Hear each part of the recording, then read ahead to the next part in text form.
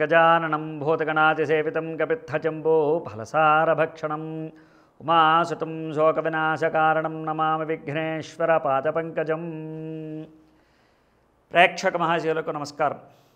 गुरवे सर्वलोकानां भिषजे भवरोगिणां निधये सर्वविद्यानां दक्षिणामूर्तये नमः। మనకి ఉగాది పర్వదినం చాలా ప్రాముఖ్యత కలిగినటువంటి పర్వదినం. ఉగాది అని అనగానే అందరికీ గుర్తొచ్చేటువంటిది షడ్రసోపేతమైనటువంటి ఉగాది పచ్చడి. అంతేకాదు ఉగాది అంటే బ్రహ్మదేవుడు సృష్టిని మొదలుపెట్టినటువంటి రోజు. ఉగాది అంటే 60 సంవత్సరాల్లో ఇది మళ్ళీ వసంత ఋతువు నుంచి మొదలైనటువంటి మరొక సంవత్సరం. ఇది 60 సంవత్సరాల్లో 38వ సంవత్సరం విశ్వావసునామ సంవత్సరం. ఇప్పటిదాకా గడిచింది క్రోధినామ సంవత్సరం.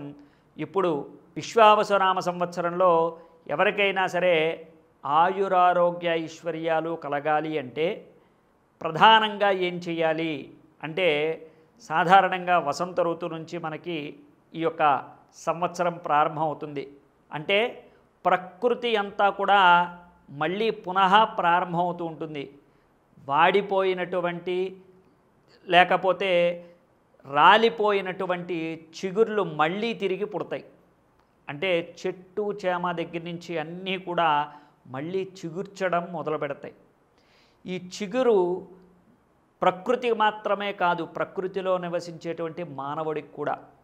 అలా పునః ప్రారంభమైనటువంటి ప్రతి మనిషికి కూడా ఆయుష్, ఆరోగ్యం, ఐశ్వర్యం ప్రధానంగా ఉంటుంది.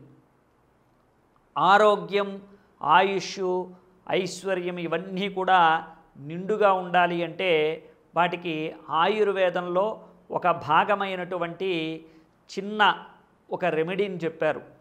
అదేంటి? వైద్యశాస్త్రము. ఆయుర్వేదం మనకి తెలిసిందే. దీన్ని సృష్టించింది ఎవరు? బ్రహ్మగారు. బ్రహ్మగారు సృష్టించినటువంటి వాటిల్లోంచి పుట్టినటువంటిదే మనకి సృష్టి అంతా కూడా, ప్రకృతి అంతా కూడా. ఈ ప్రకృతిలో లభించేటువంటి పదార్థాలన్నిటినీ కూడా సేకరించాలి. తీపి, పులుపు, వగరు, చేదు, అలాగే అన్ని రకాలైనటువంటి షడ్రసులు అంటే 6 రకాలైనటువంటి రుచులు.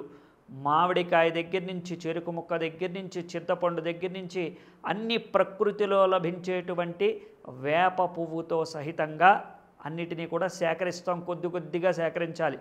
ఆ కొద్ది కొద్దిగా సేకరించిన వాటిని రంగరించి చాలా చక్కగా మనకి ఆయుర్వేదం ఎంత ప్రమాణంలో చెప్పబడిందో ఆ ప్రమాణంలో వాటిని తయారు చేసి ప్రతి నిత్యము కూడా మనం దీపారాధన చేసేటువంటి దేవుడికి నివేదన చేయాలి. మొట్టమొదటగా ఏది చేసినా కానీ మనం ఇంట్లో కాఫీ టీ చేసుకున్నా కానీ ప్రధానంగా ఇంట్లో దీపారాధన చేసి దేవుడికి ఏదైతే నైవేద్యం పెడతామో అలాగే ఏది చేసుకున్నా కానీ పండగ పూట మామిడాకులు, మామిడి తోరణాలు కట్టుకుని చక్కగా ఆ యొక్క రసాన్ని ఆయుర్వేదంలో చెప్పినటువంటి విధంగా తయారు చేసుకుని దాన్ని ఆ యొక్క దేవుడికి నివేదన చేయాలి. చాలా రకాల ప్రాంతాల్లో చాలా రకాలుగా చేస్తూ ఉంటారు. కానీ అందులో 6 రకాలైనటువంటి రుచులు ఉండాలి. దాంట్లో పచ్చిమిర్చి వేసేవాళ్ళు కొంతమంది అయితే దాంట్లో అల్లం ముక్కలు వేసేవాళ్ళు కొంతమంది. ఈ విధంగా అల్లం, బెల్లం, చింతపండు అన్నీ కూడా దాంట్లో 6 రకాలైనటువంటి రుచులు. ప్రాంతీయ ఆచారాన్ని బట్టి ఎలా చేసుకుంటే అలా. ఆ విధంగా చెరుకు ముక్కలు, ఆ మామిడి ముక్కలు, వేప పువ్వు ఖచ్చితంగా ఉంటాయి. వీటితో పాటు బెల్లము, వీటన్నిటినీ కూడా చేర్చుకుని ఈ రసాన్ని స్వామివారికి నివేదన చేయాలి. ఇంట్లో మీ ఏ దేవుడు ఉంటే ఆ దేవుడికి చేసిన తర్వాత ఆ రసాన్ని తీసుకునేటప్పుడు ఇంటిల్లిపాది తీసుకోవాలి. తీసుకోను అంటే దానివల్ల ఏం జరుగుతుంది అనేది చెప్తాను. కానీ ముందు దీనివల్ల ఏం జరుగుతుంది అనేటువంటిది మనకి ఈ తీర్థాన్ని సేవిస్తూ, ఈ ప్రసాదాన్ని సేవిస్తూ తీసుకునేటువంటి సమయంలో చదవవలసినటువంటి శ్లోకం ఉంది.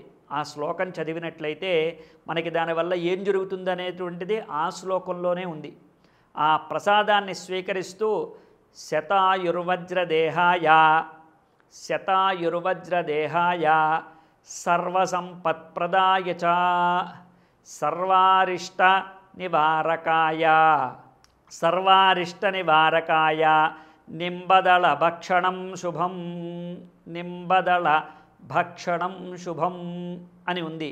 సర్వ అరిష్టాలు కూడా నివారణ చేస్తూ శతాయుర్వజ్రదేహాయ అంటే 100 ఏళ్ళు బతికితే 100 ఏళ్ళు కూడా వజ్రదేహంతో ఉండేలాగా, సర్వసంపత్ప్రదాయ చ సర్వ సంపత్తులు కలగాలి.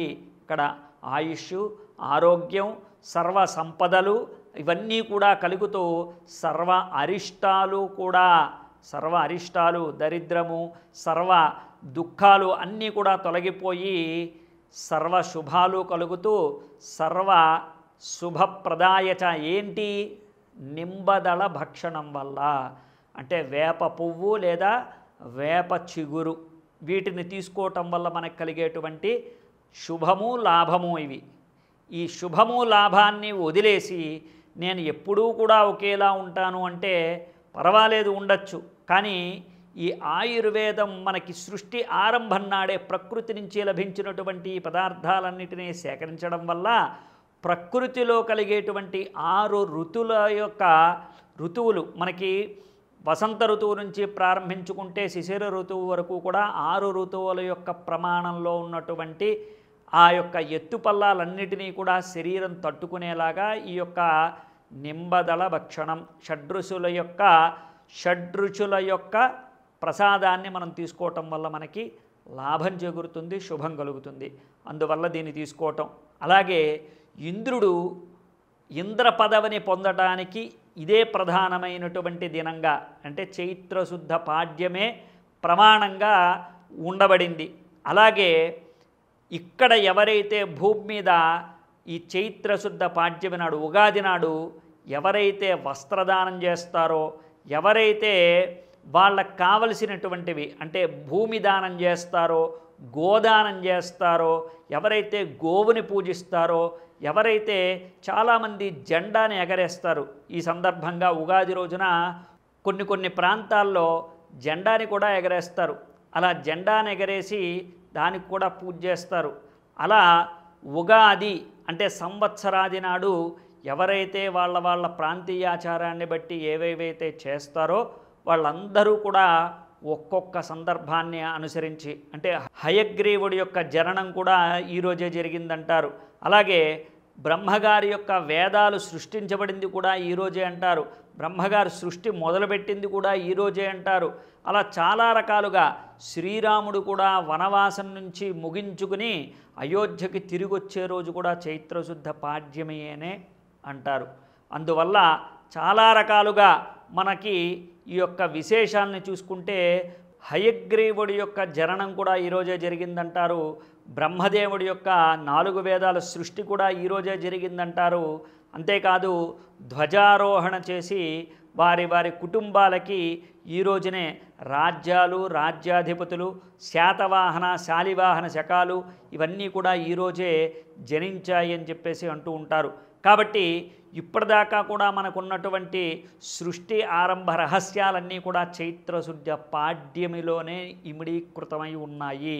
కాబట్టి దీన్ని మనం ప్రధానంగా తీసుకున్నట్లయితే మనకి అన్నీ కూడా మొదలు పెట్టడానికి కానీ అన్నిటినీ కూడా మనం తిరిగి రాసుకోవటానికి కానీ మన జీవితంలో కానీ ఇంకేదైనా కానీ చాలామంది వాళ్ళ డైరీల్లో లేకపోతే వాళ్ళ జీవితాల్లో మార్పులు రావడానికి ఏ రోజు శుభదినంగా తీసుకుంటారంటే సాధారణంగా ఆంగ్ల సంవత్సరాన్ని తీసుకుంటూ ఉంటారు.